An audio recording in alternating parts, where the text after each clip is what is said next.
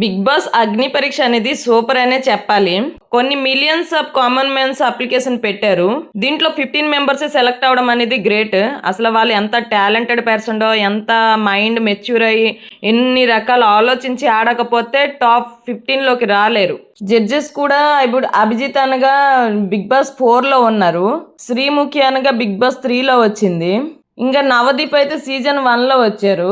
బిందు మాధవి అయితే సీజన్ 6లో వచ్చింది.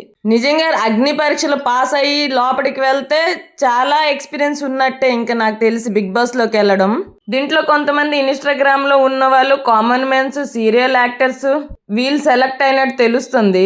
నిన్న నాగార్జున సార్ ఒక ప్రోమోని రిలీజ్ చేశారు.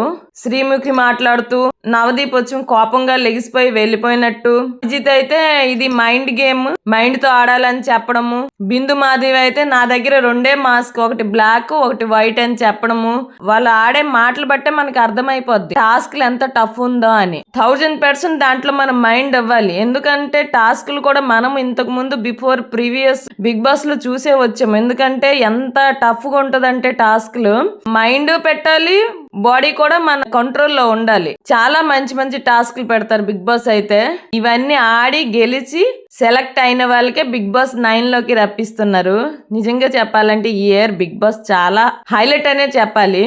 ఎలాగో మనకి జియో హాట్‌స్టార్ లో ఆగస్ట్ 22 నుంచి సెప్టెంబర్ 5 వరకు వస్తుంది. బిగ్ బాస్ 9 కి ఎదురు చూస్తున్నాం, కానీ దానికి ముందు ఇది వస్తుందంటే దీనికోసం బాగా ఎదురు చూస్తున్నాం అనమాట. ఎవరెవరు వచ్చారు, ఎలా ఆడారు అంటే జడ్జెస్ పెట్టారా, వీళ్ళ హ్యాండ్ లోనే ఉందన్నమాట. వీళ్ళు సెలెక్ట్ చేస్తేనే ఇప్పుడు బిగ్ బాస్ 9 లోకి రావాలి. వాళ్ళు ఎలాగ ఆడారు ఇవన్నీ కూడాను ఈ టాస్క్ లో ఒక భాగమే. ఇంకెన్ని రోజులండి, 8 రోజులు మాత్రమే ఉంది. ఈ 8 డేస్ తర్వాత మనకి జియో హాట్‌స్టార్ లో ఒక 10 డేస్ వస్తుంది. ఈసారి సెప్టెంబర్ 7 కల్లా స్టార్ట్ చేసేస్తారు బిగ్ బాస్ 9. చూద్దాం ఈసారి బిగ్ బాస్ మనకి ఎంత ఎంటర్టైన్మెంట్ ఇస్తుందో, ఎంత మంది సెలబ్రిటీస్ వస్తున్నారో, ఎలాంటి వాళ్ళు వస్తున్నారో.